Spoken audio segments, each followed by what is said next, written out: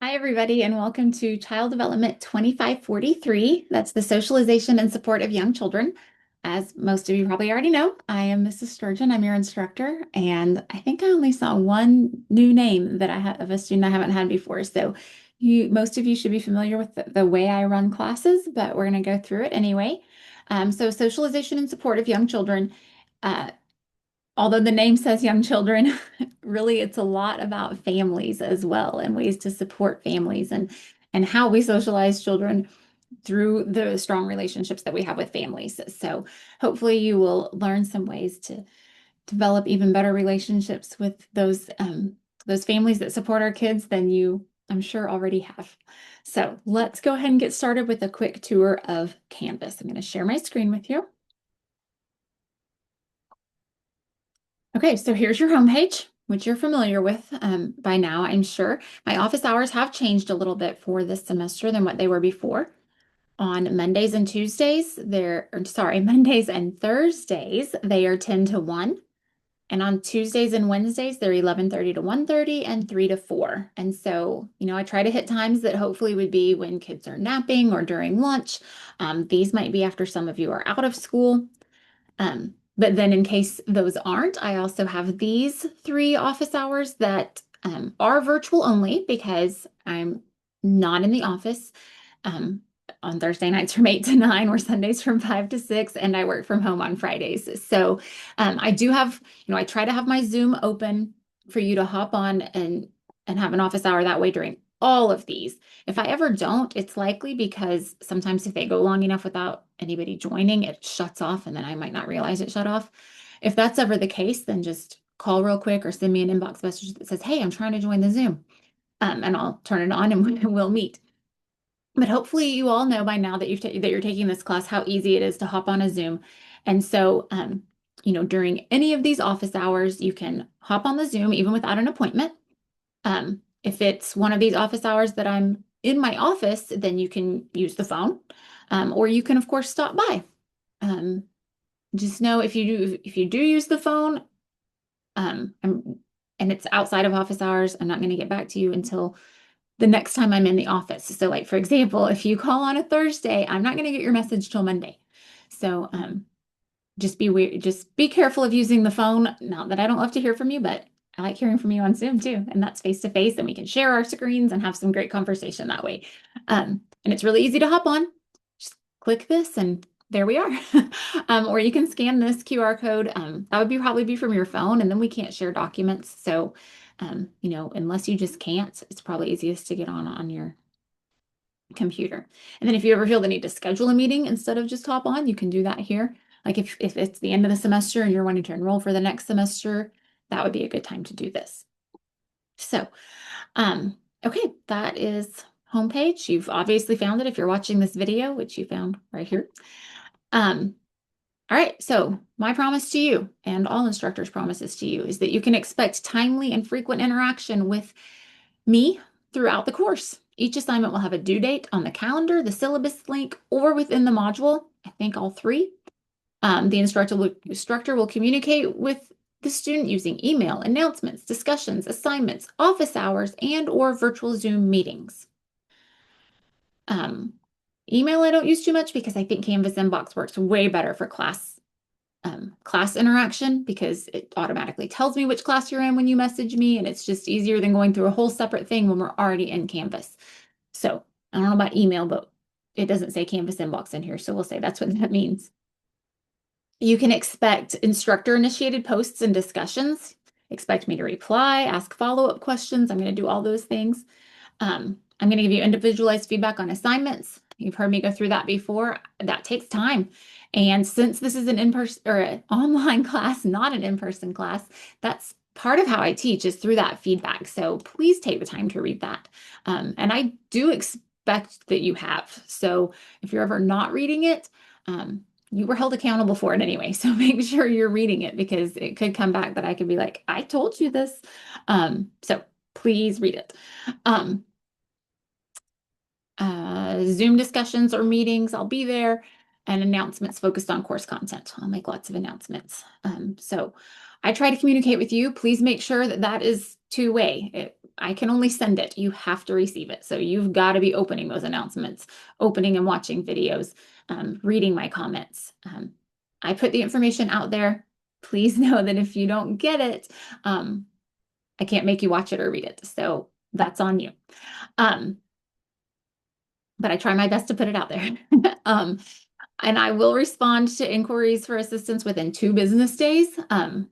So technically that is what we're given. I don't know of any instructors here who intentionally would ever take that long. Of course, sometimes things come up. But I think we're all trying to do better, try to be better than that, than the 2 business days. Just know that we're not working 24/7. So, I mean, if you're messaging at night, it might be the next day before we get back to you, or on a weekend or something. It could be the next weekday. Some of us don't, a lot of times we don't wait that long because we know that you're trying. But just know that we do technically have that long. And on assignments, we've got 7 days from the due date to grade them. So that's not from when you turn it in. If you turn it in 4 days early, that doesn't mean your 7 days start then. Your 7 days start from the due date. And we try to grade fast, but there's a lot to grade and other things to do too. So we try. Just know that we do technically have 7 days. All right. An important part that I've had to add to the homepage. You see that I think it's important because it's in red and I don't even like that color, but here it is on my homepage. The use of AI to construct responses in child development classes is not acceptable. There are times and places for AI. I go over some of them in the Start Here module. There are things to use AI for. Creating written content for answers for questions in this class or any other are not them. You have such an important job. People trust their children to your care, and it's my job to make sure that you're prepared for that. So if we get to the point where I suspect that you're using AI to provide written responses, I'm not going to feel good about granting you a degree. And that's my job, is to determine whether you've met the requirements for our degree. So I need to know that you know the content. And I think here's when people get tempted to use AI. People get tempted to use AI when they get behind. So try not to get behind. Or when they think, oh, I want my writing to be really good. Well, I want your writing to be good too. And so I'm going to do things to help you make it better if I see mistakes, because you're going to be communicating with parents and things like that. And you want to make a good impression. And your work, you need to write in a way that your message gets across. So I'm going to do what I can to help you on those. And when I do, it's not personal or insulting you. It's just to help you communicate better. What I'm really worried about is that you know the content and the concepts. So don't worry about being a perfect writer. I mean, try hard, but worry about getting your message across to me in a simple way where I understand it, and we can work on the writing part later. So please do not be tempted to use AI for that reason.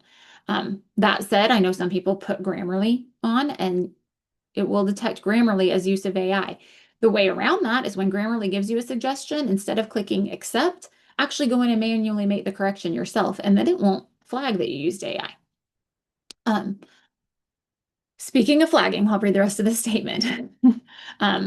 Don't be using AI for discussion comments and replies, or written assignments. Okay, so you're all familiar with Turnitin, and that's where you get the score about how much you plagiarized. So you could have a 0 there, which is great, showing that you didn't plagiarize anything, but have completely depended on AI for your paper, because that's not the same thing. So if I suspect AI, I'm going to run it through a different detector. And if it indicates that 15%, that either here it says more than 15% likely to have been generated by AI, or that more than 15% of the content was written using AI, the student will receive an automatic 0 for the assignment, and it'll go in your file and eventually to the academic dean. So we are not messing around with this. Please prove your knowledge to me. I know I know that you all are knowledgeable childcare providers. Prove it to me. Don't use AI. Okay. All right. On to the better stuff. All right. Here's your to-do list. And as you know, it feels really good when these disappear when you turn something in. The calendar also gives you a to-do. And if you're in more than one class, that's a really nice place to see it. And it draws a line through it when you're done, and that's satisfying. These are not how you should be accessing your assignments. Neither is the grades tab. The grades tab is something you should be checking and checking on your grades and seeing what's going on and reading the comments, but it is not where you should be getting your assignments. You should be getting your assignments by every Tuesday when a new module opens. Going here and reading that module. Okay, so here for these first few days of class, you're reading through all this and watching all the videos that are in these. And some of them are updated, so you want to go watch them. And that's going to help you do some of this. Sorry. So class starts on August 14th this semester. You're going to start here. You're going to read this start here page, and that's going to tell you what you need to read, what you need to watch in order to do these assignments. If you go straight to the assignments through the to-do list or the calendar or the grades, you're going to miss all the information of what you need to read and watch. Okay, so make sure that you're opening the start here page and open it on Tuesdays. Even if you know you're not going to do your homework till Saturday, open that on Tuesdays because you might have assignments that say, while you're at work this week, do this. And if you wait till the weekend, you're going to end up with a late assignment because you didn't do that while you were at work that week. So even if you know you're not going to do most of your homework till Saturday or Sunday, open it and see what's going on. Okay. All right, your syllabus, of course, is right here. And this is not the whole syllabus. This tells you due dates, but the syllabus is this document right here, and that gives you important campus information and information from me. All right, and I think that's our quick little tour. Of course, when you go to modules, you will watch these videos. You'll notice there's nothing on here that says key assessment. Some of you are used to having a key assessment.